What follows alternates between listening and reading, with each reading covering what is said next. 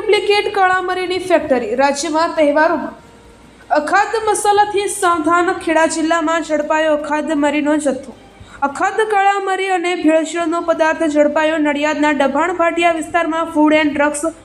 નડિયાદ વિભાગે કરી હતી રેડ જયંબે સ્પાઇસીસ ધીરેન વસુદેવભાઈ પટેલ પણ હાજર હતા અને ફૂડ એન્ડ ડ્રગ્સ ડિપાર્ટમેન્ટ પુસ્તક કરતા તેમની પાસેથી કોઈ પણ ફૂડનું લાયસન્સ ન હતું અને મળ્યો અખાદ્ય જથ્થો 9 લાખનો આશરે 2600 કિલોગ્રામનો જથ્થો કરાયો જપ્ત ફૂડ એન્ડ ડ્રગ્સ વિભાગની બાતમીના આધારે કરવામાં આવી કાર્યવાહી